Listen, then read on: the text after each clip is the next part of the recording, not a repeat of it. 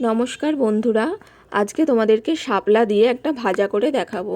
আমি নামটা এখনই বলছি না, তোমরা দেখলেই বুঝতে পারবে।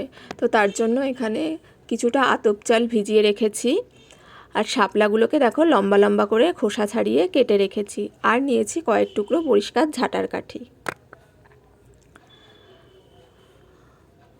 তো দেখতেই পাচ্ছ শাপলাগুলো কিভাবে গাঁথা হচ্ছে।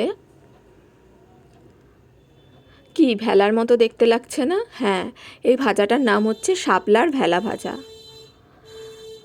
তো প্রত্যেকটা ভেলা এইভাবেই গেঁথে নিতে হবে। আমার ভেলাগুলো গাঁথা কমপ্লিট হয়ে গেছে। আর ব্যাটারের জন্য এখানে লাগছে ওই আতপ চাল বাটা, কিছুটা পরিমাণ আটা, নুন, হলুদ, চিনি আর 4-5টা কাঁচা লঙ্কা বাটা।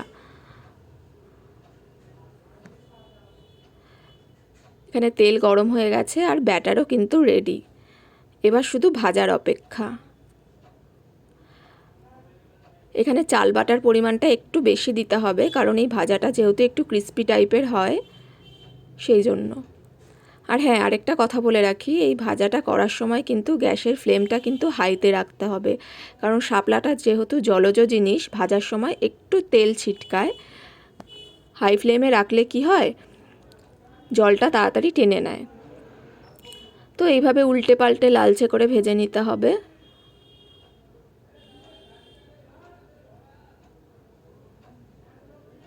আমার ভাজা কিন্তু কমপ্লিট হয়ে গেছে।